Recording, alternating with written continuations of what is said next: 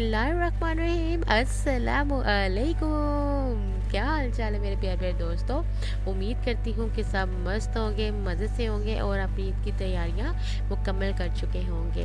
तो दोस्तों, आज मैं आपके लिए लेके आई हूँ बहुत ही मज़ेदार, कम मसालों में तैयार होने वाली और इतनी यमी कि आप जब इसका नवाला लेंगे ना तो आपके मुंह में खुल जाएगी। आप सोच रहे होंगे ये पता नहीं क्या चीज़ है।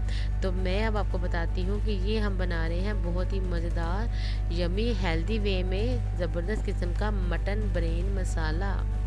बहुत ही मज़े का है। ईद पे ज़रूर ट्राई कीजिएगा, मेहमानों को सर्व कीजिएगा, नाश्ते में सर्व करें, बहुत ही यमी बनता है। रेसिपी जो है बहुत ही आसान है। आपने इसको लास्ट तक वीडियो को देखना है, स्किप नहीं कीजिएगा।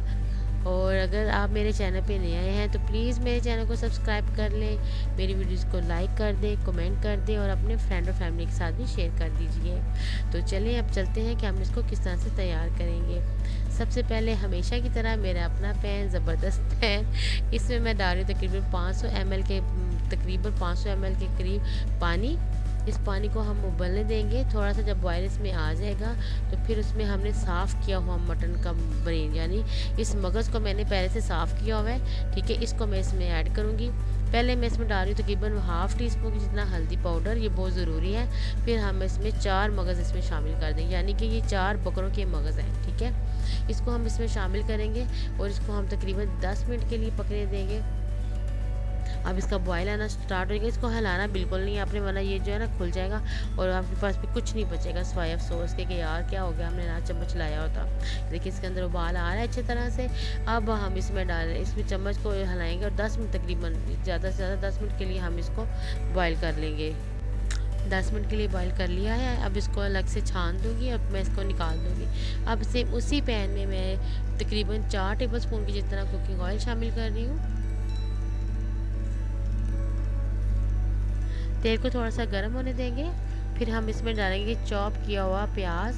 ये बड़े साइज़ का प्याज है, आप चाहें तो इसको स्लाइस में कट करके भी डाल सकते हैं, लेकिन मैंने इसको चॉप किया हुआ है तो मैं इसको शामिल कर दूंगी इसके अंदर।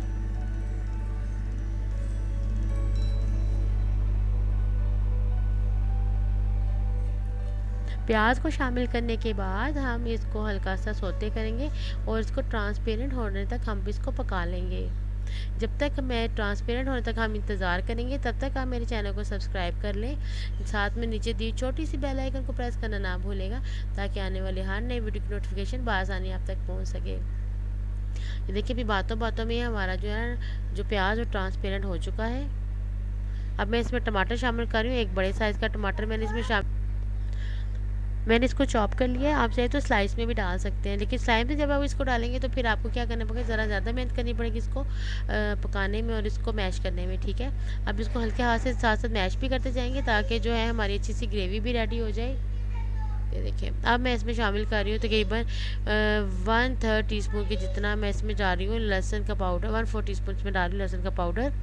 आप चाहें तो आप क्रश करके भी डाल सकते हैं। हाफ़ टी स्पून जितना मैं इसमें नमक शामिल कर रही हूँ। नमक और मिर्च वगैरह आप अपने टेस्ट के अकॉर्डिंग कम ज़्यादा कर सकते हैं। अब मैं इसमें हाफ़ टी स्पून की जितना ही हल्दी पाउडर शामिल कर रही हूँ और 1 टीस्पून की जितना इसमें रेड चिल्ली पाउडर यानी लाल मिर्च का पाउडर इसमें शामिल करेंगे। अब मैं इसमें साथ ही ऐड कर दूँगी half tea spoon coriander powder यानी सूखे धनिए का पाउडर इसमें शामिल करेंगे। अब इन मसालों को मिक्स कर लेंगे, अच्छे से मिक्स करेंगे और फिर हम इसमें तकरीबन 1/3 कप के जितना पानी शामिल करेंगे ताकि हमारे मसाले जले भी ना और अच्छे से पक भी जाएं। आप चाहे तो दही भी शामिल कर सकते हैं, लेकिन मैंने इसमें टमाटर यूज़ किए हैं तो मैंने इसमें दही इसलिए शामिल नहीं किया, वरना खटाई बहुत ज़्यादा हो जाती तो फिर ऐसे टेस्ट जैसे पता नहीं ख़राब मसाला बना देता है ना। एनीवेज देखें अब बातों ही बातों में हमारा मसाला भी भुनना स्टार्ट हो चुका है।